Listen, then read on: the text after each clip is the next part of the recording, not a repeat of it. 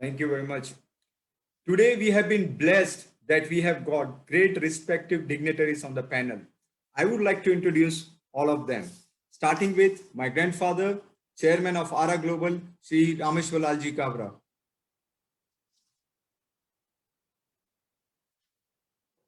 Next, my father, Managing Trustee, Hema Foundation.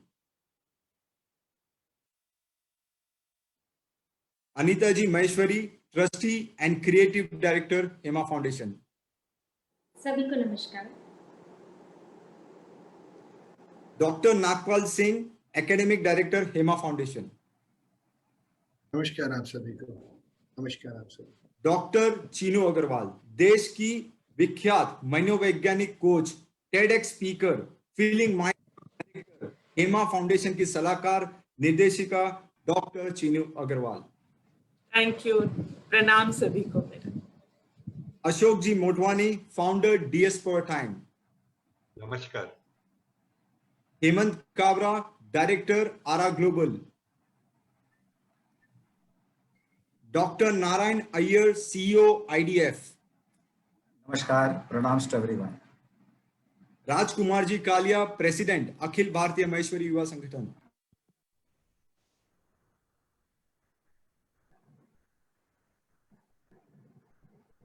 Ashish Maheshwari, secretary Akhil Bharatiya Maheshwari Yuva Sangathan.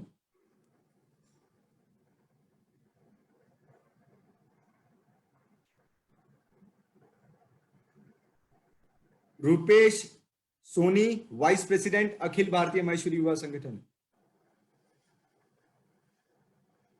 Vikas Agarwal, round table area 3 chairman. Nidhi Karnani, president ladies circle. Roma Desai, Rotary club Mumbai. नमस्कार. सुरभि सहाय, एकल.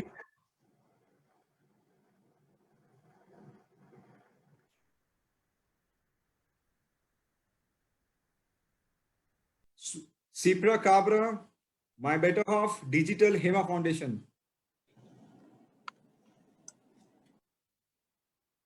And in last, Vidushi Ji Daga, backhand Hema Foundation. I would request Sri Anita Ji Maheshwari to speak upon Hema Foundation for a few minutes. Thank you Sumit. Hema foundation संस्कार, संस्कृति और सभ्यता के उत्थान एवं पृथ्वी पर शांति, मानव जीवन में खुशहाली एवं महान राष्ट्र भारत के निर्माण से प्रेरित सर्वगुणी मानवता को अपना सर्वस्व मानने वाली श्रीमती हेमा जी काबरा की स्मृति में आरआर ग्लोबल की एक परोपकारी इकाई है. हेमा फाउंडेशन की स्थापना सन 2016 को मुंबई में की गई. भारतीय जनमानस में मानवीय मूल्यों के सृजन एवं निर्माण को लेकर समृद्ध भारत की परिकल्पना की शुरुआत. इसका ध्येय बच्चों को उनकी संवेदनशील आयु में संस्कारित और नैतिक शिक्षा प्रदान करने की दिशा में एक अभिनव प्रयास है. हेमा फाउंडेशन का मुख्य उद्देश्य बच्चों में अभिभावक, समाज एवं राष्ट्र के प्रति नैतिक जिम्मेदारी का बोध करवाना है, जिससे कि वे जागरूक एवं उत्तरदायी नागरिक बन सके. मानवीय मूल्य की आवश्यकताओं को सभी ने महसूस किया है, परंतु इस हेतु हम क्या पद्धति अपनाएं एवं किस प्रकार इसे अमल में लाएं, जिससे कि वे प्रभावशाली हो सके और बच्चों के दिल एवं दिमाग पर अमिट छाप छोड़ सके. इस हेतु Hem virtues a learning revolution web portal का शुभारंभ 1 अगस्त को किया गया. हेम वर्च्यूज वेब पोर्टल इस प्रकार से बनाया गया है कि पूरे सप्ताह में पढ़ाई लिखाई से थके हारे बच्चों को आवश्यक स्फूर्ति एवं मनोरंजन मिल सके. यहाँ मस्ती के साथ शिक्षा भी है, जिससे बच्चों का मन अपने आप ही लगा रहेगा. जैसे माता पिता को बच्चों को पढ़ाने में मेहनत करनी पड़ती है, लेकिन यहाँ उन्हें उतनी ही सहजता लगेगी, क्योंकि बच्चे खुद अपने आप इस प्लेटफॉर्म पर शिक्षा लेने एवं मनोरंजन के साथ नैतिक मूल्यों को अंगीकार करने में उत्सुक रहेंगे. आइए एक छोटी सी वीडियो क्लिप के माध्यम से हम हेम वर्च्यूज को जानते हैं. अरविंद भैया clip. Hem virtues, a learning revolution. जीवन मूल्यों को बड़े ही सरल तरीके से समझने का एक डिजिटल प्लेटफॉर्म, जहां 48 जीवन मूल्यों को लेकर एक पाठ्यक्रम तैयार किया गया है। प्रत्येक जीवन मूल्य को उदाहरण देकर समझाने के लिए हमने प्राचीन काल, वर्तमान और अंतरराष्ट्रीय स्तर पर 144 व्यक्तियों को चुना है, जिन्होंने न सिर्फ इन जीवन मूल्यों को समझा, बल्कि इन मूल्यों को आत्मसात करके अपना पूरा जीवन इन मूल्यों के आधार पर जिया। जैसे जीवन मूल्य अभय के उदाहरण के रूप में प्राचीन काल से रानी दुर्गावती, वर्तमान में डॉक्टर किरण बेदी जी और अंतरराष्ट्रीय स्तर पर नेपोलियन बोनापार्ट के जीवन को चुना गया। आज हम अभय के वर्तमान उदाहरण डॉक्टर किरण बेदी जी के जीवन से आपको परिचित कराएंगे।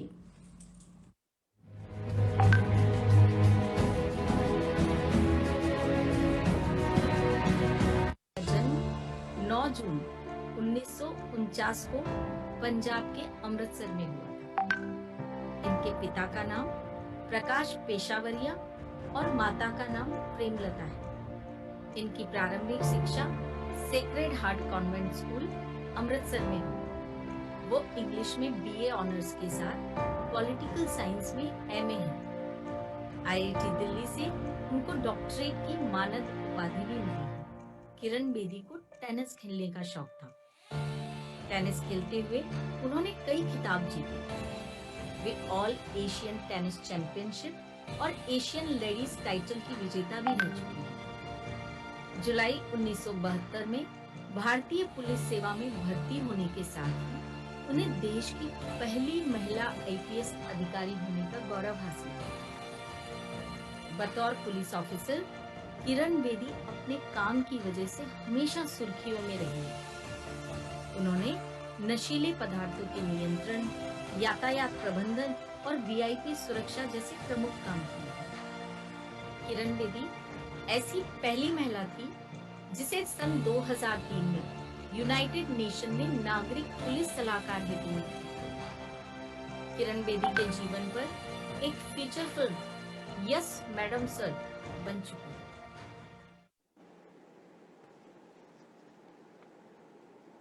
हेमा फाउंडेशन के विशेष आग्रह को आपने सहर्ष स्वीकार किया और हमें अनुग्रहित किया। आपकी उपस्थिति को डॉक्टर किरण बेदी जी हम प्रणाम करते हैं और हृदय के अंतःस्थल से इन पंक्तियों के साथ आप श्री का हम आभार व्यक्त करते हैं कि है वही सिकंदर जीवन का, है वही सिकंदर जीवन का, बहादुरी से जिसकी प्रीत है, और ज्ञान यही है जीवन का कि डर के आगे जीत है। होता है नाम उन्हीं का जग में, होता है नाम उन्हीं का जग में जो सबसे अलग कुछ कर जाए और मेहनत की कलम से जग में वो इतिहास नया एक रच जाए। बढ़ना है तुझको आगे तक, आसमान के पार भी जाना है।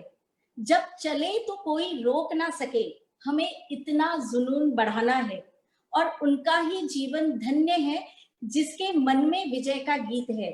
और ज्ञान यही है जीवन का कि डर के आगे जीत है, डर के आगे जीत है। पुनश्च आपका बहुत बहुत हार्दिक आभार एवं तहे दिल से धन्यवाद।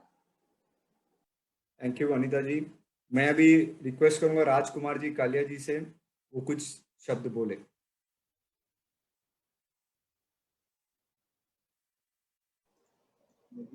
सुमित, राजकुमार ji Kaliya. Okay. So I would request Ashok ji Motwani for introducing our today's guest of honor.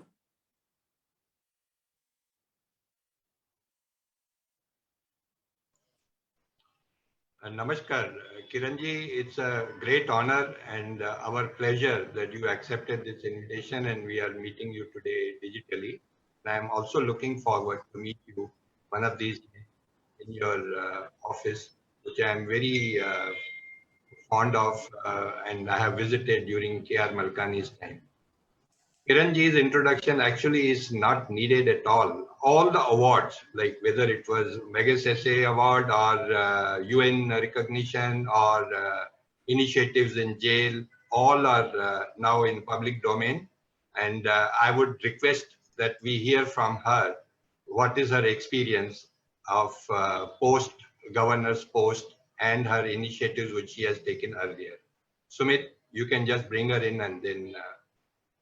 Thank you, sir, Ashok ji, for your kind words. हवाओं से कह दो होश में रहे, हम वो साग के पत्ते नहीं जो बिखर जाएंगे, बोलो ये ले ले। जीत की हद तक जाएंगे, सीमाओं से कह दो हम उनको भी पार कर जाएंगे। हासिलों से आसमां को नापा है, तारों को मुट्ठी में सजाने का हुनर रखते हैं, डर क्या है पता नहीं, मेहनत से नया आशियाना बनाएंगे। जी हाँ, हमेशा ऐसी हिम्मत और ताकत से आगे रहने वाली a lion-hearted woman, an epitome of a true leader, जिनको देख के डर भी डर जाता है। Not taking much of your time, I here welcome Your Excellency, Lieutenant Governor of Puducherry, Dr. Kiran Bedi. Good evening, ma'am. We are honored and privileged to have you on this platform, ma'am. Good evening. सबसे पहले मैं आप सबका बहुत धन्यवाद करती हूँ, आपने मुझे यहाँ इनवाइट किया। इतनी प्रेस्टिजियस सोसाइटी ऑर्गेनाइजेशन आप हैं, इतना अच्छा कार्य करते हैं आप, तन मन धन से करते हैं, मिलके करते हैं, खुशी से करते हैं और गिविंग की देने की भावना से करते हैं। आपका बहुत धन्यवाद और आपको मुबारक कि आप सब मिलके एक बहुत समाज का एक बहुत इम्पोर्टेंट अंग बने हुए हैं और एक अपना योगदान दे रहे हैं समाज को तंदुरुस्त बनाने में हर प्रकार से। मैं अशोक मतवानी जी का धन्यवाद करती हूँ, उन्होंने मुझे बुलाया और इनवाइट भी करती हूँ, आमंत्रित करती हूँ कि एक दिन आप जल्दी आएं, ये कोविड जाए और आप आए। जब मुझे बताया है कि जब मिस्टर मलकानी थे तो अब आप यहाँ आए थे, काश आप भी इधर आए जल्दी। यहाँ बहुत कुछ अच्छा देखने को है, पांडिचेरी में भी और राजनिवास में भी। और आज इधर रुके, हमारे पास रुके, मलकानी साहब होते तो आप जरूर रुकते, तो आप भी यहाँ रुके। मेरा स्टैंडिंग इनविटेशन मोतवानी साहब आपको है। Thank you. सुमित काबरा, आप एक यंग डायनामिक लीडर हैं, इस तरीके से आप ऑर्गेनाइज कर रहे हैं, यही तो हमारे प्रधानमंत्री जी ढूंढ रहे हैं, आप जैसी लीडरशिप। तो कितनी खुशी होगी उनको आज उनके जन्मदिन वाले दिन आप जैसे यंगस्टर्स को देख के कि आप किस तरीके से उनके पीछे कंधा से कंधा मिला के इस देश को आत्मनिर्भर बनाने की तरफ ले जा रहे हैं। आज हमारी नई एजुकेशन पॉलिसी यही तो है। आज वापस हमारा संस्कृति, हमारे मूल्य, हमारे ये सारा कुछ उसमें वापस लाया जा रहा है और उसका जो प्रभाव होगा आप देखेंगे कि 3-4 साल 5 साल बाद प्रभाव आएगा, क्योंकि एक नई पीढ़ी निकलेगी जो वोकेशनली ट्रेंड होगी, मूल्यवान होगी, अपने संस्कारों को जानती होगी, अपने इतिहास को पढ़ चुकी होगी। कई लोग संस्कृत दोबारा सीखने की ओर प्रेरित होंगे, अपनी मातृभाषा ज्यादा जानेंगे और मातृभाषा में पढ़ भी चुके होंगे। मुझे खुशी होगी, अभी पीछे मैंने सुना कि अब उन्होंने इंजीनियरिंग की कई बुक्स को ट्रांसलेट कराया हिंदी में। फॉर द फर्स्ट टाइम ऐसी स्किल्स हम हिंदी में अपने बच्चों को पढ़ा सकते हैं, जिससे कि एक गांव का लायक बच्चा अपनी मातृभाषा में पढ़ते हुए अव्वल आएगा, ना कि सिर्फ जो कि इंग्लिश ही पढ़ा हुआ, लेकिन वो मातृभाषा भी अपने पढ़ा हुआ भी वो आगे आए। सो congratulations to you, Sumit, also. Thank you. Want to thank Anita Maheshwari जी, आपने मुझे इतने आपने जो भी अभी तक बताया, आपका बहुत धन्यवाद और आपको मुबारक। निधि करनानी कौन है? मैंने नहीं देखा उसको, कहा है निधि करनानी? एनीवे, जहां भी छिपी हुई है मैं उसका भी धन्यवाद करती हूँ। Yeah, there you are, Nidhi. So wish you all the very best and thank you once again. अब आप पूछिए, प्लेटफॉर्म आपका है, जो आपका मन करे मेरा इम्तिहान लेना ले लीजिए। ठीक है, थैंक यू मैम। बढ़ाते इस चर्चा को आगे की तरफ। सो मैम, हम आपके चाइल्डहुड से चालू करना चाहेंगे। आपकी जो जर्नी रही है वो हमारे लिए एक सफलता का प्रतीक है और प्रेरणा स्रोत भी। एक समय आपके परिवार में ऐसा आता है जब डिसइनहेरिटेंस की बात होने लग जाती है, लेकिन आपके फादर स्टैंड लेते हैं कि मैं चारों डॉटर्स को बेस्ट ऑफ द स्कूल्स में पढ़ाऊंगा, और उनकी एक ड्रीम भी रहती है कि मेरी चारों daughters 4 corners of the world में हैं, और वो आज वास्तविकता में सही साबित हो गया है। मैडम प्लीज आपकी चाइल्डहुड जर्नी के बारे में बताइए और आपने क्या स्ट्रगल्स फेस किए। आपने मेरे पिताजी को याद किया। मैं आपको बात बताती हूँ। जो आपने कहा मेरे पिताजी की ड्रीम थी कि मेरे बच्चे उनके चारों बेटियां 4 कॉर्नर्स ऑफ। अरे आपने बहुत जबरदस्त रिसर्च की है, आपने कितनी लिंकेजेस की हैं, थैंक यू सो मच। तो डैडी बाद में जब अच्छी एज में हो गए तो हम चारों वाकई में 4 कॉर्नर्स में चले गए। तो मेरे डैडी बोलते मुझे ऐसे कभी नहीं कहना चाहिए था, क्योंकि एक ही रहेगी उनके पास, क्योंकि एक अमेरिका में, एक कनाडा में, एक इंग्लैंड में और मैं हिंदुस्तान में। तो मुझे दोस्त देखते थे तो कहते थे मेरी बाकी 3 कहाँ हैं।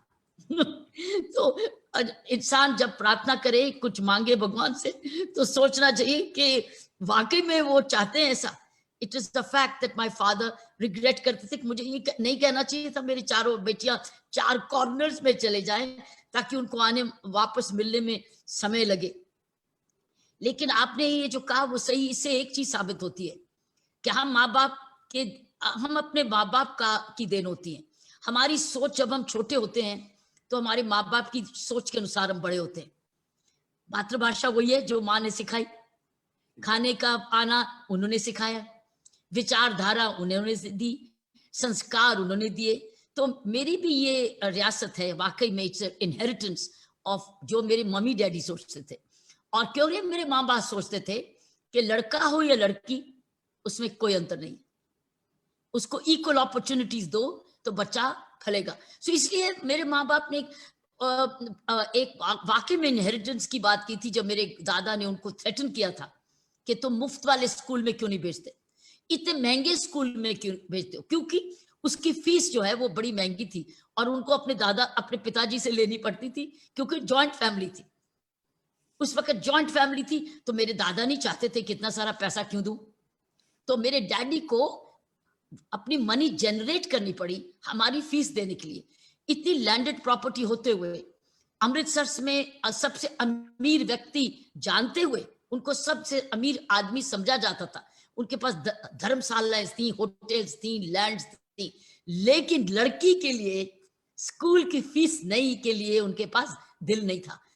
और वो मेरे पिताजी को बोलते थे पढ़ाने की इतना जरूरत नहीं है, इतनी जायदाद है तो सही, इतनी जायदाद से इनकी शादी कर देंगे।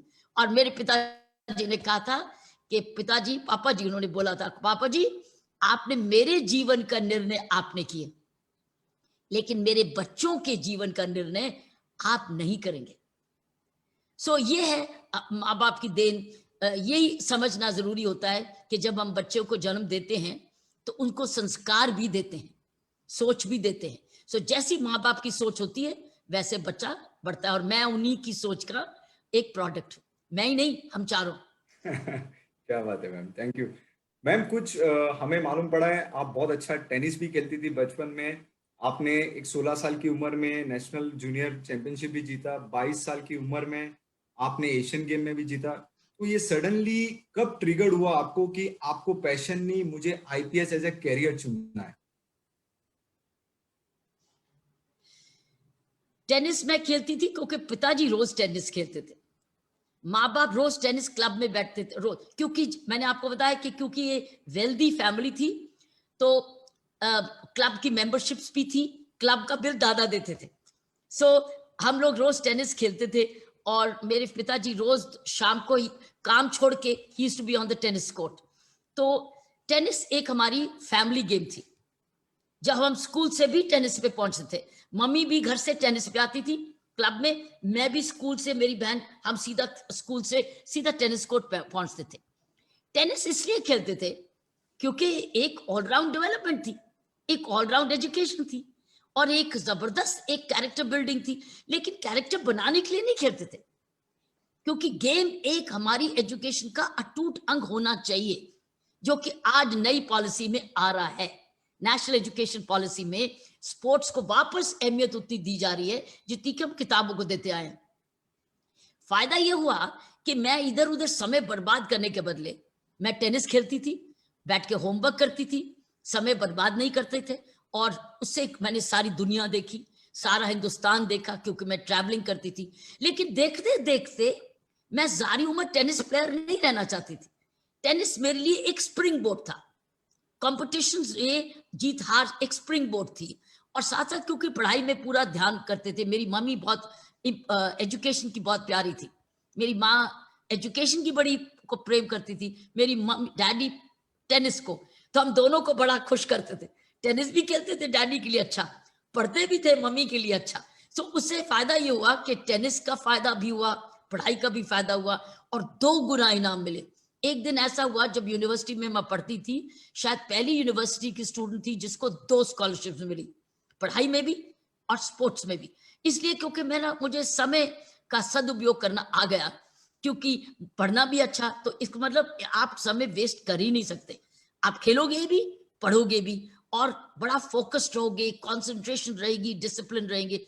So discipline was a part of my life. But हम लोग बड़े पेट्रियोटिकली भी हुए थे। कॉलेज में मैं एनसीसी कैडेट 4 साल रही। यूनिफॉर्म पहनना मुझे बहुत अच्छा लगता था। खाकी यूनिफॉर्म, मैं एनसीसी की 14 साल की उम्र से, मैं खाकी यूनिफॉर्म में 14 साल की उम्र में हूँ।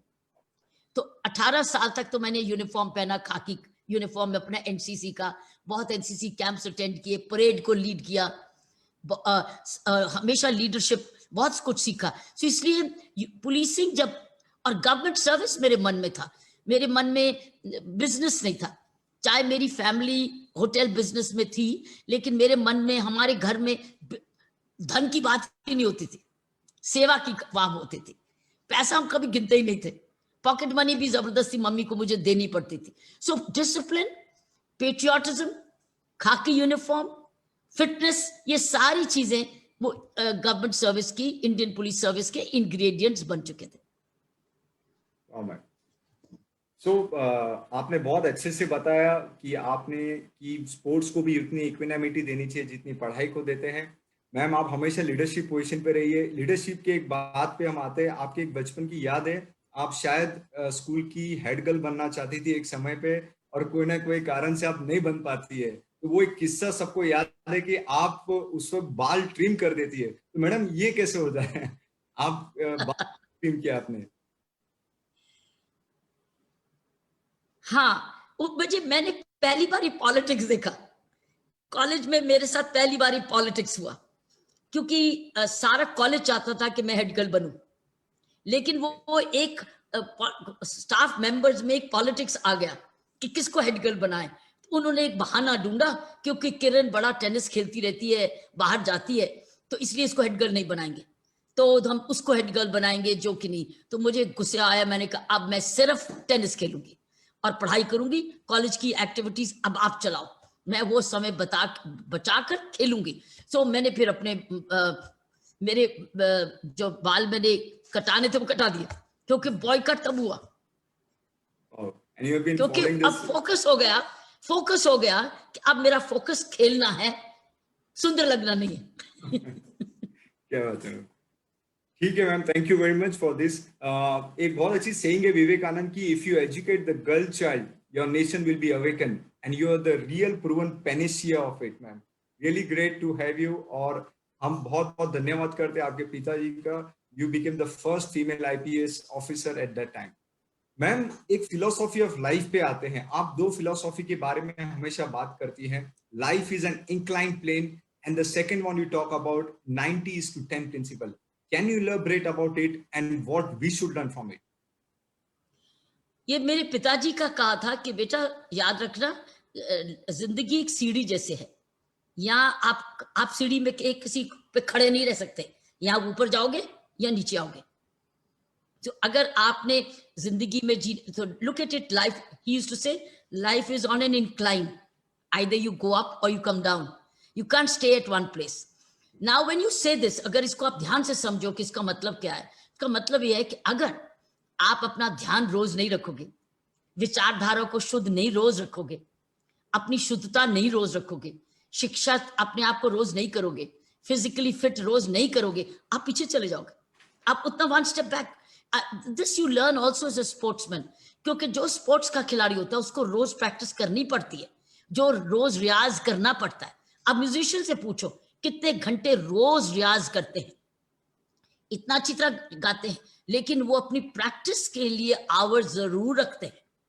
दे हैव टू प्रैक्टिस, मैं उस दिन जगजीत जी सर की डॉक्यूमेंट्री, जो हमारे बहुत अच्छे गजल सिंगर रहे जगजीत, मैं बड़ी, मेरे लिए वो फेवरेट सिंगर हैं, और जगजीत की मैं डॉक्यूमेंट्री सुन रही थी, और वो इतने घंटे रोज रियाज करते ही थे, प्रैक्टिस करते ही थे.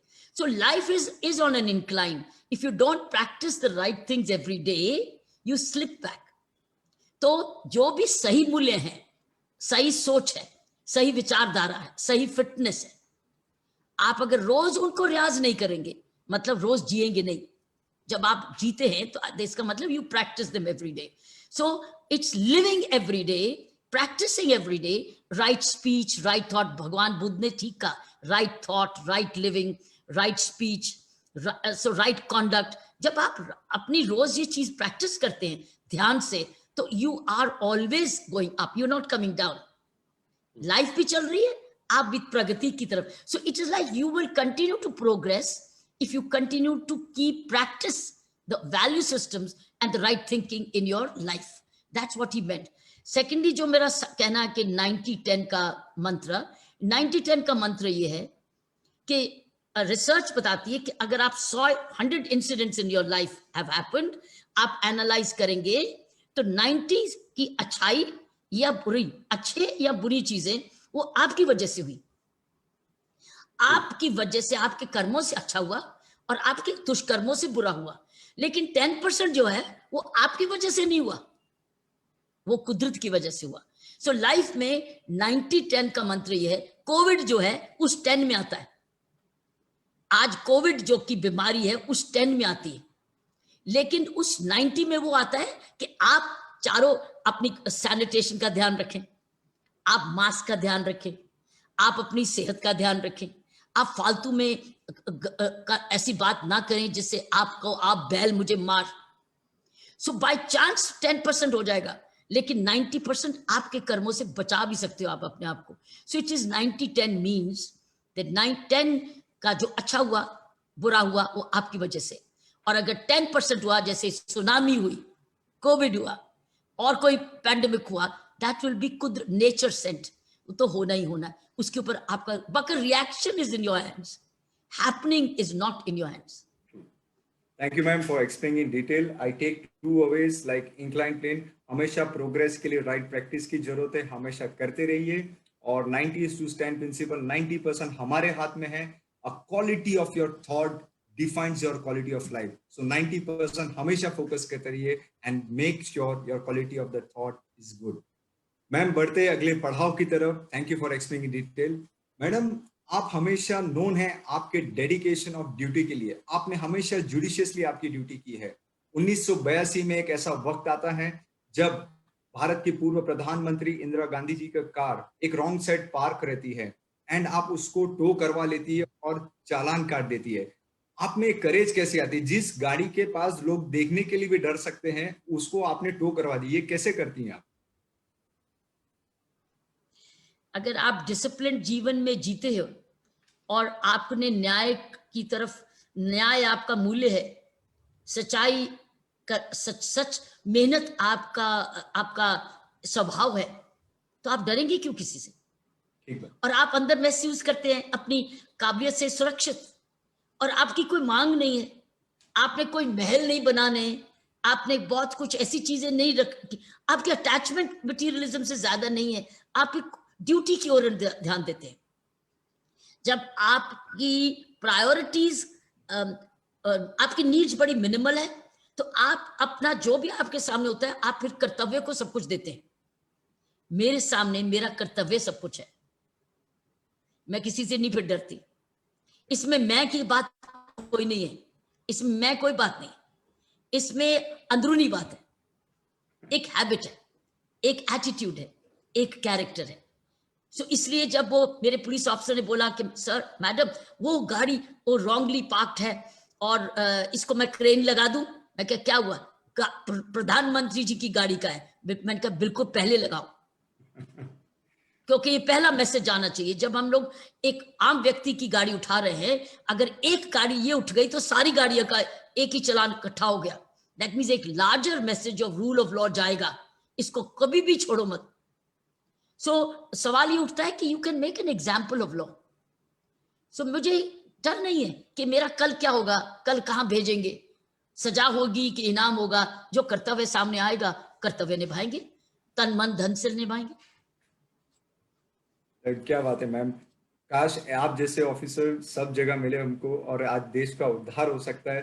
मैम ये एटीट्यूड जो आता है, इससे मॉरल टेक अवे है हमारे लिए कि be true to yourself is something and your duty is something great learning. But उसी के एक बाद हमने आपकी एक स्टडी की 1982 में आपको एशियन गेम में एक मेडल मिलने वाला होता है बेस्ट ट्रैफिक मैनेजमेंट सिस्टम के लिए, and you deferred it that time saying that it's for my team not for me. ये कितनी बड़ी लीडरशिप क्वालिटी आपकी है मैम. ये कैसे आपने उस वक्त निर्णय लिया? ये सीखी थी ना, शिक्षा होती है. आफ्टर ऑल एनसीसी क्या होती है? एनसीसी लीडरशिप भी सिखाती है और एनसीसी आपको टीम वर्क भी सिखाती है. मैंने वो मूल्य सीखे. स्पोर्ट्स आपको लीडरशिप भी सिखाती है, टीम बिल्डिंग भी सिखाती है. मैंने वो बात है, ईमानदारी की बात है कि अगर सबने मिलके काम किया तो आप मुझे क्यों दे रहे हो? सबको दो ना. मुझे लेके क्या कर, जब आप सबको दोगे तो मुझे भी मिल जाएगा. लेकिन अगर सर मुझे मिलेगा तो मुझे वो खुशी नहीं देगा. मुझे खुशी देने से मिलती है, लेने से नहीं मिलती. क्या बात है मैम. बांटने से मिलती है, अकेले रह के नहीं. ये हैबिट है.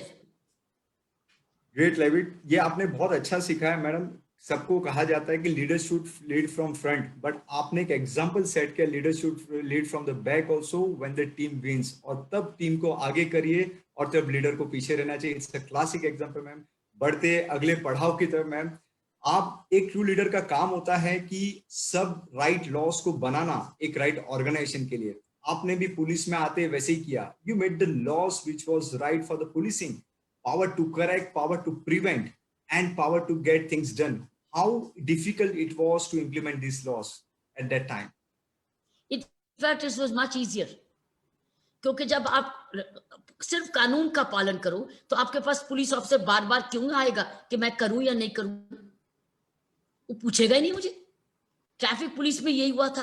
पहले हमेशा पूछा जाता था मैं इसका चालान करूं या नहीं करूं, इसको पर्ची फाड़ दूं, पूछूं ये कौन है.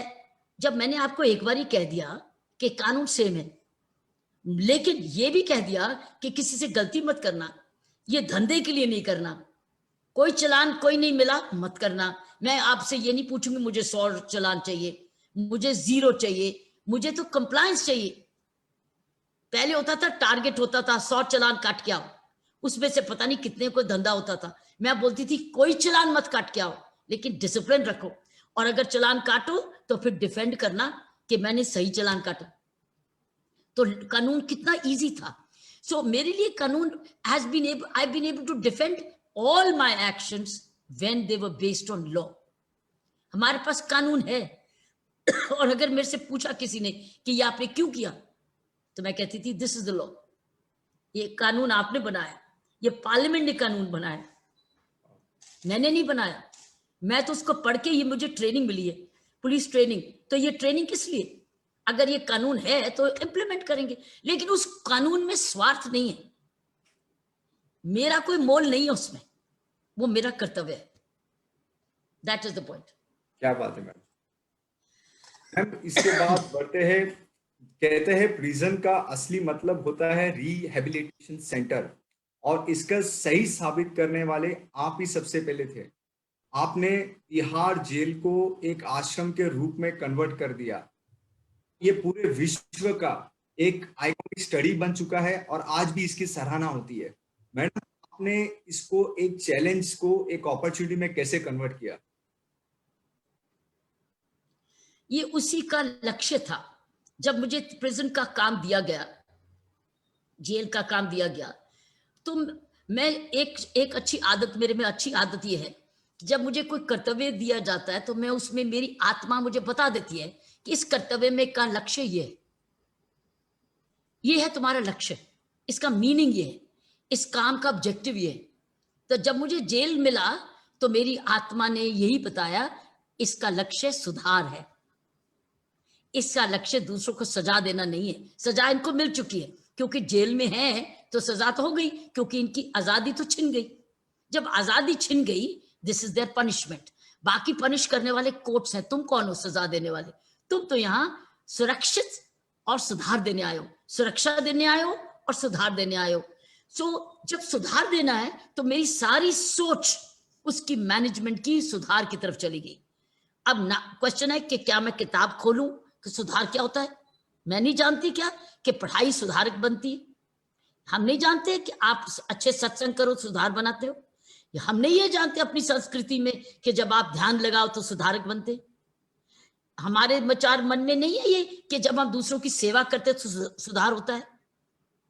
हम समझते नहीं है कि हम सादगी का जीवन बिताएंगे तो हम सुधारक बनेंगे? हम जानते नहीं है कि दूसरे की सेवा करना अपना सुधार है, अच्छी वाणी का बर्ताव करना अपना सुधार है, गुस्से को छोड़ना अपना सुधार है। सो मैंने वो सब कुछ दिया, सब कुछ करा। आप क्वेश्चन करेंगे, आप कहेंगे तो इसके लिए धन चाहिए था, तो धन कहां से आया? धन आया बाहर की एनजीओ से।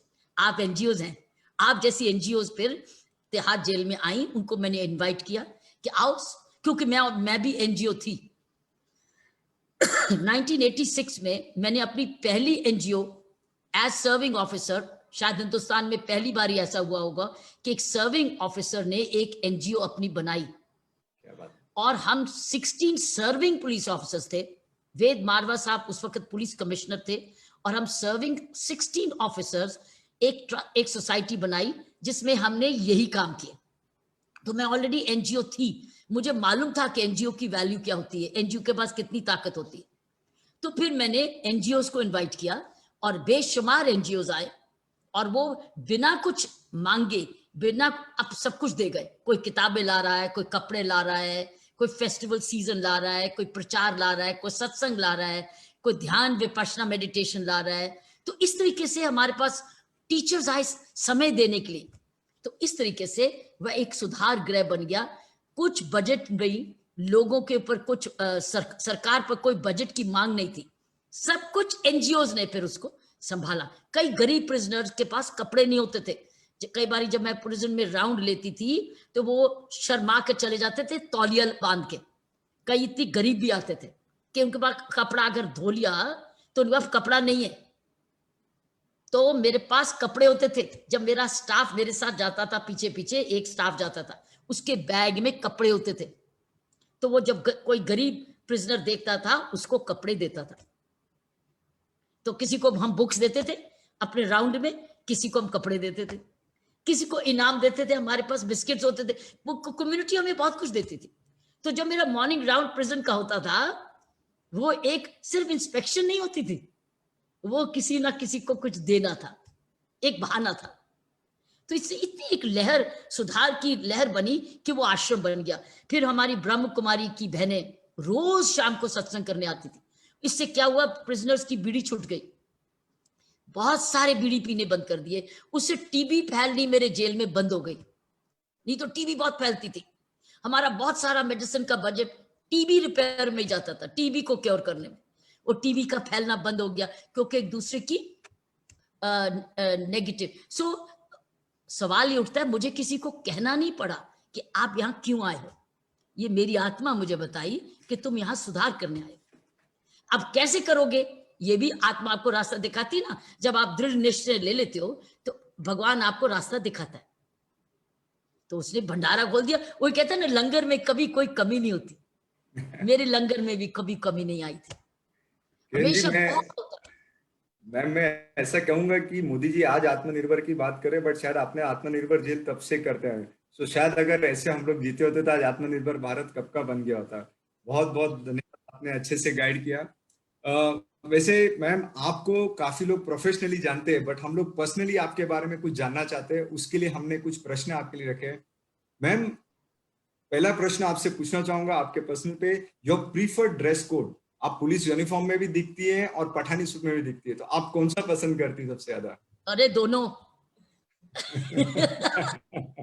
दोनों एक यूनिफॉर्म का है और ये भी मेरा यूनिफॉर्म ही है, क्योंकि इसी पठानी सूट से ही मैंने जेल में कहा। इसी I had such a good, it was so graceful a dress कि प्रिजनर की नजर कहीं और गई नहीं। क्या बात है मैम। किरण जी, आपका एक हिडन टैलेंट है जो काफी लोगों को शायद नहीं मालूम है, वो है मिमिक्री। और ये एक ऐसा वर्च्यू है आपका जो शायद किसी ने देखा नहीं। Can we have a privilege of having one any person you would like to do mimicry of? छोटे होते करती थी, अब मैं बड़ी हो गई हूँ। ये बचपन की बात है, अब तो मैं बड़ी हो गई हूँ। बचपन हो गया। मगर छोटे होते मैं हर एक की मिमिक करती थी, अपने सबकी। और बड़े साल पहले मैंने कुछ पॉलिटिशियंस की भी मिमिक्री की थी, लेकिन अब अच्छा नहीं लगता। क्या बात है। बचपन की मेमोरीज हमेशा यादगिरी रहती है। वो ठीक ही कहते हैं लोग कि बचपन में हम सोया करते थे, आजकल तो हम सिर्फ थक कर लेट जाते हैं। अब आगे बढ़ते। मैम, आपके लिए आपकी डॉटर बहुत स्पेशल है। Would you like to share any memory with her, like any special memory for her, आपने उनके साथ जो बिताया? मेरी थकान तब दूर होती थी रात को, शाम को जब वो घर वापस आती थी, जब तक मैं इसको खूब मिल के प्यार नहीं करती थी। तो कई बार वो सोई होती थी जब मैं आती थी, तो क्योंकि मैं लेट आती थी ड्यूटी करके। लेकिन जिस तरीके जब तक मैं इसको प्यार नहीं करती थी, गड़कड़ी नहीं लगाती थी आप जैसे, तो मेरी थकान दूर नहीं होती थी। मैम आप, और वो कहती रहती थी आप मुझे सोने दो, उसको पता था, लेकिन अंदर से बड़ी खुश हो रही थी कि मेरी मम्मी ने मुझे आकर प्यार किया। सो ये एक ऐसा रिश्ता है जो आपको आत्मिक खुराक देता है। Right, it's a special bonding between mother and daughter. काश वो मैम हो इस वक्त। ये मैम, आप तो सबके लिए रोल मॉडल है, लेकिन आपके लिए कौन है?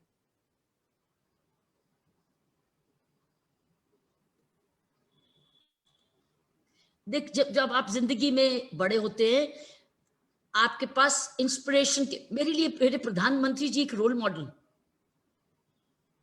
अगर मेरे मन में कभी थकान आती है ना, तो मैं उनको देखती हूँ तो मैं कहती हूँ माय गॉड, वो उनकी मेरी उम्र एक ही है। He is 70, I'm 71. And look at the amount of hours he works. आज रोल मॉडल इस देश के लिए वो है। Look at the hard work he does. वो क्या अपने लिए सोना चांदी बना रहे, कौन सी इमारतें अपने लिए बना रहे, हर क्षण अपने देश के लिए अर्पण कर रहे हैं।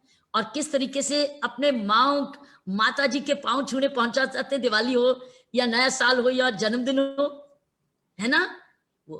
देखो, रोल मॉडल जिंदगी में जैसे आप चलते हैं, आप रुकते नहीं है।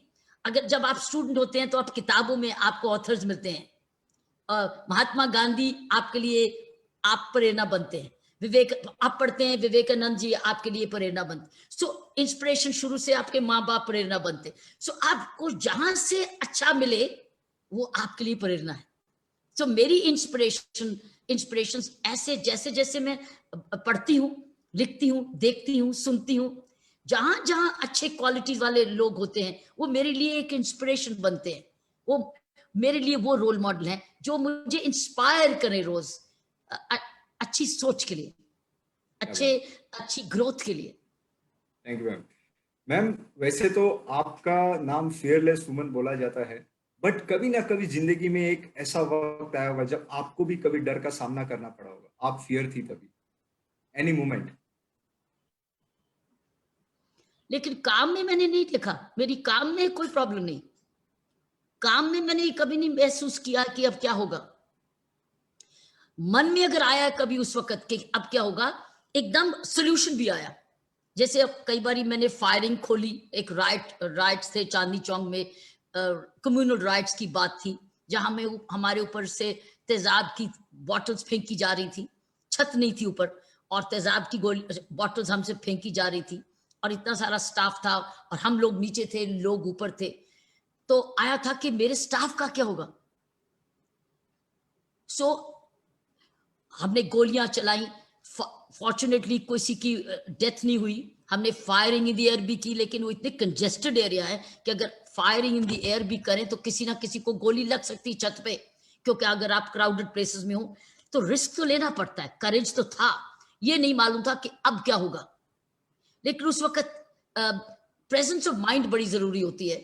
I have gone through such moments कि ये नहीं मालूम था कि अब कल अगला मिनट क्या होगा, लेकिन मैंने कुदरत का भी हाथ देखा।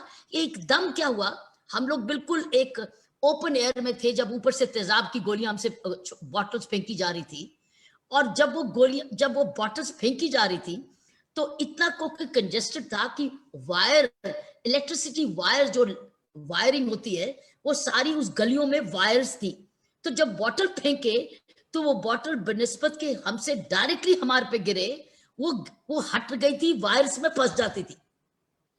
वायर से फटने से वो इधर उधर हो जाती थी, वो हमारे सर पे नहीं आई। और वो बात अलग हुई कि एकदम कई हमारे पांव पे गिरी तो हमारा जूता जल गया। सो ऐसे मोमेंट्स मैंने देखे, लेकिन उस वक्त ये नहीं हुआ कि अब क्या होगा, उस वक्त क्या करना चाहिए हुआ। तो मैं समझती हूँ यही हिम्मत हर एक इंसान में होती है, जो कि चाहे वो आज व्हाइट कोट में है जब सामने पेशेंट है और लाइफ और डेथ से लड़ रहा हो, या वो ऑलिव ग्रीन में है या नेवी ब्लू में है, किसी में भी है, जिसने यूनिफॉर्म पहन लिया वो उसमें हिम्मत ऐसी आती है, डरता नहीं वो व्यक्ति, लेकिन वो सोचता है इस वक्त मेरा कर्तव्य क्या है, इस वक्त उसमें हिम्मत भगवान देता है। सो मैंने ये देखा टीम वर्क भी उस वक्त बड़ी होती है, टीम भी नहीं आपके साथ देती है, आप भी लीडर, अगर आप स्टेबल रहे तो टीम भी आपके साथ देती है, साथ देती है। ठीक बात, लीडर रहे हमेशा। लास्ट क्वेश्चन आपसे आपके पर्सन में पूछना चाहूंगा मैं, व्हाई आईपीएस नॉट आईएएस? इसको कहते हैं कुदरत का खेल। This is what was destined. This is called, you must trust in destiny. True. It was to be destined. ठीक है मैम, आप यूथ को बहुत लेसन सिखाती है, और उसमें से सबसे 5 मूल्य जिसको हम पंचशील बोलते हैं, coping with uncertainty, communication with grace, respecting diversity, seeking help and being resilient. What we should learn from this, all the 5, whatever you want to speak about. Say your question again. Coping with uncertainty, communication, grace, respecting diversity, seeking help, and being resilient. You have been always preaching about these qualities and these principles. These are leadership qualities. True. These are the real leadership qualities for present times. आज के Covid के times में ये पांचों qualities बहुत important है। पहली आपने बोली, दोबारा बोलो, पहली क्या थी? Respect, living with uncertainty. पता चल गया कोविड में कि कल का नहीं भरोसा, ये अनसर्टन वर्ल्ड है। कोविड ने हमें साबित कर दिया कि आप रोज ठीक जीवन में रहो, कल का नहीं भरोसा। Second, communication with graceful. Yes, आपको एक दूसरे से एज लीडर, वर्चुअल है अब आज का, देखो आप कैसे मना रहे हैं। आपने आज दीप जलन भी किया, आपने ज्योति को भी आपने इसी कितनी बढ़िया सेरेमोनियली किया, करा नहीं? This is your form of communication. आपने इतना सुंदर तरीके से इंट्रोड्यूस किया सबको। This is your power of communication, virtually you have used, in fact you have reconnected even more than physically we would have connected. So this is the power of communication. Today आप जिस स्थिति में हैं, चाहे WhatsApp से करें, चाहे face time से करें, चाहे कुछ भी, आप कम्युनिकेशन को अलाइव रखें। You are an example of this program today. Thank you, ma'am. Thank you, Your Excellency. Third was respecting diversity. That's right. Look at world as a humanity. Aaj everybody is equal today. So look at everybody not as white or black, east or west. It is all humanity, and each one today needs the other. एक जना vaccination ला रहा है, एक जना सारी दुनिया को वो चाहिए होगा. Look at it as humanity. Third, fourth, seeking help. बिल्कुल, उसके बिना आज गुजारा ही नहीं है कोई आदमी. It's a world of not selfishness, but of selflessness and interdependence. कोई एक व्यक्ति पूर्ण नहीं है, सक्षम नहीं है, उसको एक दूसरे की मदद करनी है और लेनी भी है. और last, being resilient. Resilient means हिम्मत रखना, determination रखना, रेजिस्टेंस के लिए काबिल रखना.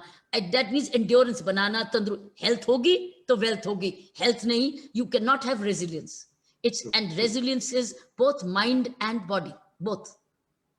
and spiritual. It's mind, body, soul. Its resilience means atmic, sharirik, mansik. Thank you, Your Excellence, for explaining the Panchshil principle of the life which we should follow as a youth. Ma'am एक vigilance पे question पूछाता हूँ. ये जो leadership आपकी quality हम लोग बहुत admire करते हैं. I was seeing that you go unannounced to all the police stations, hospitals, schools. ये सोच कैसे आती कि मुझे आज इधर जाना है और मुझे आज इधर ये करना है? ये कैसे आप करते हैं कि मुझे आज इधर विजिलेंस करना है? आप जब काम को प्यार करते हैं, अपने काम की कदर करते हैं, आप कर्तव्य की कदर करते हैं, तो आपकी सोच बताती है आज कहाँ जाना चाहिए, आज क्या करना चाहिए, आप आज की प्रायोरिटी क्या होनी चाहिए. Your inside tells you. That means there's inside which speaks to you. True. Inside tells you, shows you the way. जब अंदर से शुद्ध होते हैं, निस्वार्थ रहते हैं, कर्तव्य के साथ लगन करते हैं, तो वो जो लगन है ना, वो आपको आगे का रास्ता दिखाती है. Yeah. वो आपको एंटिसिपेटरी बनाती है.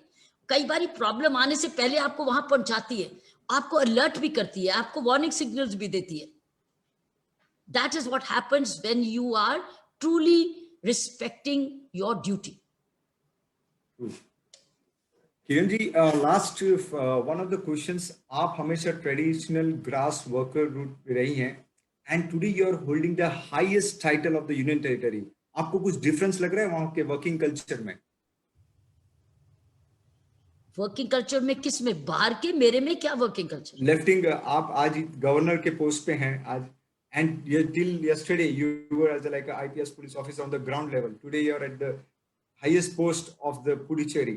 सो do you see any difference in the working culture? Working culture मैं नहीं समझी, लेकिन मैं अपने में ये करती हूँ कि अपने आप को मैं एम्पावर्ड समझती हूँ ज्यादा करने के लिए. It empowers me to do more. It empowers me to be very effective. It empowers me to do more justice. It empowers me for more decision making. It empowers me to correct the wrongs which I see. I don't have to take any approvals. जहां मैं गलत देखती हूँ और मेरे पास कानूनी power है, साधन है, मैं उसको बिना किसी की अप्रूवल लिए ठीक करती हूँ. मेरे लिए सबसे बड़ी खुशी का मौका होता है जब मेरे पास ऐसा मौका मिलता है जब मैं किसी बुरी चीज, गलत चीज को सुधार सकूं और ठीक कर सकूं और राइट निर्णय ले सकूं. ये मेरे लिए एक बड़ी भगवान की देन है. मैं उसका, ईश्वर का शुक्र करती हूँ कि तूने मुझे इसे काबिल बनाया, इस जगह बनाया, बैठाया जहां मैं किसी का भला कर सकी, क्योंकि उस कानून में पावर है. तो मैं अपने कानून को की कदर करती हूँ जिसने मुझे इसके काबिल बनाया. So I don't abuse the power. I use the power. Great. Use of power. Ma'am, thank you very much for answering all the questions so in-depthly. Here some public, there's an opinion and there are some questions from the people, audiences as well. The first question I would like to take from Surbhi Lal. How you manage your personal and professional life both? हर एक चीज का समय होता है. 24 घंटे में आपके पास personal time भी होता है, प्रोफेशनल भी टाइम होता है. इसमें अंतर क्या है? सोने वक्त थोड़ी काम करोगे, सोने वक्त सोओगे, काम करने वक्त काम करोगे. सो उसमें फर्क क्या है? और परिवार आपके साथ चलता है, परिवार उसकी कदर करता है, परिवार भी तो बेनिफिशियरी है आपके काम की.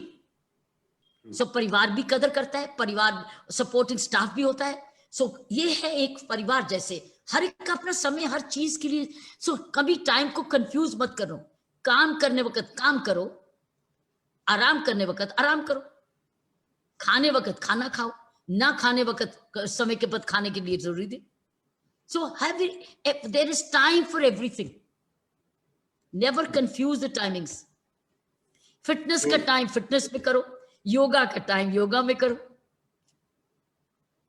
So I think you need to have the right balance of right timings. Taken your well point, ma'am. Give the priority what is required at that time and adjust it. So I would thanks very much, ma'am, for answering all the questions elaborately. I would now request Nidhi Karnani to say the word of thanks. Okay, Nidhi, thank you. Thank you so much, Kiran ma'am and Hame Foundation for this memorable session. Ladies Circle India is an all-women organization working collectively towards the betterment of our not so privileged part of the society. We are the wives of the members of Roundtable India and a zero overhead organization. We work extensively towards helping women by self-dependent and earn their living. We are present in 63 cities across India and 41 countries across the world. Kiranji, you are an epitome of women empowerment and you inspire so many of us every day. It was a privilege and honor to have you as the brand ambassador for Ladies Circle India, and your visit to Kolkata will always be memorable for us. Yes, I remember that. आपकी जो books हमने Did I stay in your house?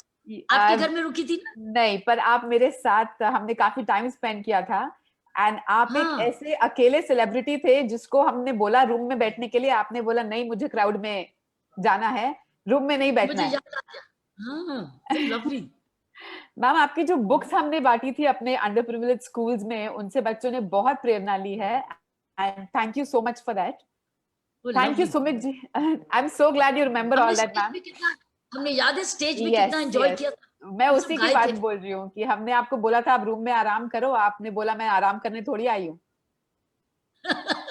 तो it was really nice and एक बहुत अच्छा message वहां पे हम सभी लोगों को मिला था कि सेलिब्रिटी होने का मतलब ये नहीं है कि हम ऐश करें, बट हम जो क्राउड के साथ हम मिलेंगे तो उनको उसकी प्रेरणा मिलेगी। तो really very nice of you to do that. Thank you, Sumit ji, for being such a brilliant moderator and keeping us glued to the screens. Looking forward to so many more sessions like that. Thank you so much, everyone, for joining us today. Please say my thank you to all my friends whom I met there at that time with you. Yes, ma'am. I will do that. Lots of love to them. अब बड़े हो गए होंगे कई साल पुरानी बात है। 5 साल हो गए मैम, 5 साल जी 5 साल हो गए। Thank you, Nidhi, for your lovely comments and sure हेमशिखर में हम ऐसे लेते आएंगे। Ma'am Kiran ji, your excellency, हेमवर्ची एक मॉरल वैल्यू एजुकेशन करिकुलम है and you are the role model for value fearlessness. आप क्या मैसेज देना चाहेंगे किड्स को? आज करीबन 7000 के ऊपर दर्शक आपको देख रहे हैं यहाँ पे, आप क्या मैसेज देना चाहेंगे और बच्चों के लिए क्या बोलना चाहेंगे? मैं कहूंगी वो मैंने अभी रानी झांसी की फिल्म देखी, मनिका कर, हाँ Manikarnika. You all must see that film, फिर आपको पता होगा कि लड़कियां कितनी लायक बन सकती। क्या लड़ी मर्दानी वो। Go and see that movie, वो पिक्चर देखो। It's a wonderful thing. She had all those qualities of patriotism, fitness, hard work, sacrifice, values. I think you all should see that film. That lady has played a very good role, but I'm looking at that character, रानी की झांसी। आप मुझे बोल रहे हो उसके मुकाबले तो हम 1% भी नहीं है। सच्ची मैं 1% भी नहीं हूं, वो 100%। See that, I want all the youth to watch that film.